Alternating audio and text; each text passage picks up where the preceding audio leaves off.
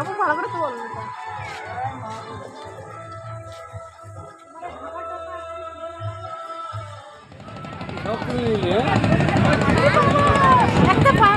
বাবু বলবে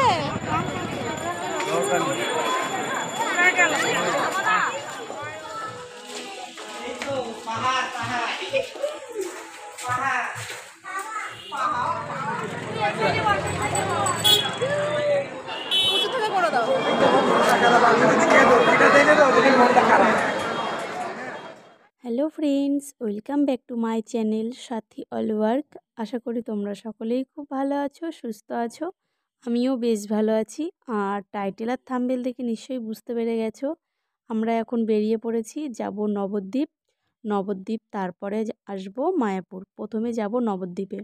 তো দেখো, আমরা দুপুরবেলা খাওয়া দাওয়া কমপ্লিট করে তারপরে এই যে গাড়ি আসলো আর আমরা বেরিয়ে পড়লাম। তো সোজা চলে আসলাম প্রথমে নবদ্বীপে। তো এখানে এসে একটা মন্দিরে আমরা থাকলাম। তো ঘর ভাড়া নিলাম, নিয়ে দেখো তারপরে ব্যাগ ট্যাগগুলো রেখে তারপরে চা খেয়ে ওখানে রাত্রের প্রসাদ খেয়ে নিয়েছিলাম। আর এটা হচ্ছে তার পরের দিন সকালবেলা ঘুম থেকে উঠে দেখি এই যে গোপুসোনা উঠে গেছে। তো গোপালকে বসিয়েছে বাইরে ভোরবেলা পুজো দিয়ে, তারপরে এই যে বাইরে বসিয়েছে। আর এই মন্দিরেই দেখো এই যে এখানে আছে ৬০ হাত মহাপ্রভু। তো আমরা প্রথমে ঘুম থেকে উঠে তারপরে স্নান করে দেখো বেরিয়ে পড়েছি। তো নবদ্বীপটা পুরোটা পরিক্রমা করব। তো দেখো তোমরা সাথে থাকো আর দেখতে থাকো। তো দেখো প্রথমে চলে আসলাম, আর এই দেখো দেখতেই পাচ্ছ এটা হচ্ছে ৬০ হাত মহাপ্রভু। তো দেখো চলে আসলাম এখানে। সকালে ঘুম থেকে উঠে বেশ ফ্রেশ ফ্রেশ লাগছে। তো চা খেয়েছি, বিস্কুট খাইনি, কেননা পোড়ামা মন্দিরে পুজো দেবো তার জন্য। তো দেখো এই যে ৬০ হাত মহাপ্রভু। আর ফোনে অতটা বোঝা যাচ্ছে না, কিন্তু কাছে গিয়ে দেখলে বিশাল আকৃতির ছিল। তো দেখো আমরা সবাই মিলে ঘুরু ঘুরু করতে বেরিয়ে পড়েছি। হঠাৎ করেই সিদ্ধান্ত নেওয়া হলো আর হঠাৎ করেই চলে আসলাম বেড়াতে। তো সকালবেলা এই যে প্রথমে এইখানে পুরোটা পরিক্রমা করে নিলাম। বৃন্দাবনের মতো অনেকটা, কিন্তু বৃন্দাবনের মতো অনেকটা হলেও পুরোপুরি বৃন্দাবনের মতো নয়। যদিও আমি বৃন্দাবন যাইনি, সবাই বলছিল তাই বলছি। তো বৃন্দাবনে যেরকম সমস্ত পুতুল দিয়ে মানে দেব দেবতাদের সাজানো থাকে, তো সেরকমই সিনারি করা আছে অনেকটা, ফুলের বাগানও ছিল। তো দেখো তাড়াতাড়ি করে আমরা বাইরেটা পরিক্রমা করে দেখো ভেতরে চলে এসেছি, মন্দিরের ভেতরে। মন্দিরের ভেতরেও খুব সুন্দর মূর্তিগুলো ছিল।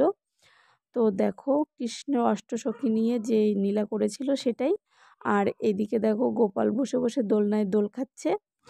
আর এই যে সকালে ঘুম থেকে উঠে যেই গপুকে দেখিয়েছিলাম, তো সেই গপুটাকে আবার এখানে এনে বসিয়ে রেখেছে। আর বাবু দেখো দোলনাটা ধরে মানে দড়ি ধরে গোপালকে দোল দিচ্ছে। তো যাই হোক, আমরা এখানে পুরোটা পরিক্রমা করে নিলাম। পুরোটা পরিক্রমা করার পরে তারপরে আমরা এক এক জায়গায় পুরোটা মানে টোটো ভাড়া করে সব জায়গায় ঘুরে নিলাম। এ দেখো সচিমাতা নিমাইকে কোলে নিয়ে বসে আছে। আর তারপরে এই যে বাবা ভোলানাথ। তো অনেক দেবদেবী ছিল। যাই হোক, পুরোটা আজকে নবদ্বীপ পরিক্রমা করলাম। আর তারপরে চলে আসলাম এ দেখো সোনার গৌরাঙ্গ। তো ভেতরে ঢুকবো, সব জায়গাতেই যেখানে যাচ্ছি সেখানে 10 টাকা, 5 টাকা, 15 টাকা এরকম টিকিট কাটতে হচ্ছে। তো দেখো চলে আসলাম সোনার গৌরাঙ্গ। তো এখানে এসে এই যে সোনার গৌরাঙ্গ দেখতে পাচ্ছ, সোনার কিছুটা ছিল। তো যাই হোক, কিছু একটা ইসে হয়েছে নাম সোনার গৌরাঙ্গ। তো তারপরে চলে আসলাম এই দেখো, এটা হচ্ছে নিমাইয়ের জন্মস্থান। তো নিমাই কিন্তু এখানেই বড় হয়েছে। তো নিমাইয়ের জন্মস্থান দেখে নিলাম। আর তারপরে চলে আসলাম এই যে মহাপ্রভু এখানে। এ দেখো মহাপ্রভুর চরণ আছে। তো অনেক দিন ধরে নবদ্বীপ মায়াপুর আসবো আসবো করছিলাম, আসা আর হচ্ছিল না। তো হঠাৎ করে চলেই আসলাম, আর এসে খুব ভালো লাগছিল। আর তারপরে দেখো আমরা চলে এসেছি এই যে পোড়ামা মন্দির। তো এখানে যা মন থেকে চাওয়া যায় তাই নাকি পাওয়া যায়। তো দেখো আমরা চলে এসেছি। তো সকালে বললাম ওই যে একটু চা খেয়েছিলাম, বিস্কুট খাইনি। তো পোড়ামা মন্দিরে পুজো দিয়ে নিলাম। পুজো দিয়ে তারপরে আবার বেরিয়ে পড়লাম। তো দেখো গুপ্ত বৃন্দাবন দর্শন করবো এবার। তো মন্দিরের বাইরেটা দেখে নিয়ে ভেতরে চলে আসলাম এই যে গুপ্ত বৃন্দাবন দেখার জন্য। তো আমি রাসের মেলায় দেখেছি এরকম অনেক রকম সিনারি করতে, মানে গুপ্ত বৃন্দাবনের। মানে পুরোটাই দেখেছি, কিন্তু এখানে এসে দেখছি খুব সুন্দর লাগছিল। আর এ দেখো মহাভীষ্ম ভীষ্মর যে ইচ্ছামৃত্যু হয়েছিল, তো সেটাও দেখে নিলাম। তো নবদ্বীপ পরিক্রমা করে তো পরে দেখো আমরা চলে এসেছি ট্রলারে যাব মায়াপুর। তো তাড়াতাড়ি করে আবার দুপুর কটা বাজে, তো ওই 1টা মতো বাজে, 12:30 1টা মতো বাজে। তো আমরা ট্রলারে করে চলে আসলাম তো মায়াপুরে। তো মায়াপুরে এসে টিকিট কাটা হলো প্রসাদের জন্য। আর প্রচুর ভিড় ছিল, প্রচুর মানে লাখে লাখে ভিড়। তো আমরা টিকিট কেটে কিছুক্ষণ বসেছিলাম, তারপরে একটু ভিড় হালকা হলে দেখো আমরা প্রসাদ খাওয়ার জন্য এই যে লাইনে দাঁড়িয়ে পড়েছি। অতিরিক্ত ভিড় ছিল, মানে এত ভিড় ছিল, তো কি করব।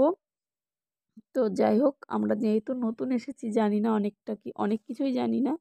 তো অনেকে বলছে একটু পরেই ভিড় হালকা হয়ে যাবে, তারপরে পুরোটাই ফাঁকা থাকে। তো যাই হোক, দেখো আমরা লাইনে দাঁড়িয়ে তারপরে এই যে চলে আসলাম। আর এই দেখো প্রসাদ দিয়ে দিয়েছি, ডাল, নিরামিষ, পনিরের তরকারি আর পায়েস। তো যে যার মতো করে প্রসাদ নিয়ে নিলাম, নিয়ে তারপরে দেখো চলে এসেছি মায়াপুরে কিছু মন্দিরে ঘুরতে। আর এ দেখো চলে এসেছি, এটা হচ্ছে গিয়ে কি গঙ্গা বেশ বলে, এই গঙ্গাটার নাম কি বেশ আমার মনে আসছে না। তো শ্যামকুণ্ড, রাধাকুণ্ড, আগেরটা ছিল শ্যামকুণ্ড, তারপরেরটা ছিল রাধাকুণ্ড। তো শ্যামকুণ্ড রাধাকুণ্ডর জল আমরা নিলাম। তো নবদ্বীপে প্রসাদ খেয়ে তারপরে চারপাশ ঘুরে নিয়ে দেখো আবার চলে এসেছি এই যে ইস্কন মন্দিরে, মায়াপুরের আসল যেই মন্দিরটা। তো ইস্কন মন্দিরে এসেই সন্ধ্যা আরতি দেখবো, তো তার জন্য দেখো সন্ধ্যা হয়ে গেছে, এখন আমরা ভেতরে ঢুকবো। আর ভেতরে একদম মোবাইল অ্যালাউ নেই, তো তার জন্য কোনো ভিডিও করতে পারিনি। যাই হোক, সন্ধ্যা আরতি দেখে তারপরে আমরা গাড়ি আবার আসতে বলেছিলাম, তো দেখো গাড়ি এসে গেছে। আর আমরা গাড়িতে উঠে পড়েছি, এখন যাব বাড়িতে। আর বাবু দেখো গাড়িতে গান চলছিল জন্য ও নাচু নাচু করে নিচ্ছে। তো যাই হোক, অনেক রাত হয়ে গেছিলো সন্ধ্যা আরতি দেখার পর, ওই 9টা মতো বেজে গেছিলো। আর তারপরে এর জন্য আরও গাড়িটা আসতে বলে দিলাম, আর আমরা গাড়ি করে বাড়ি চলে এলাম। ভিডিওটা তোমাদের কেমন লাগলো জানিও। দেখা হবে আবার অন্য কোনো ভিডিওতে। টাটা সবাইকে, গুড নাইট।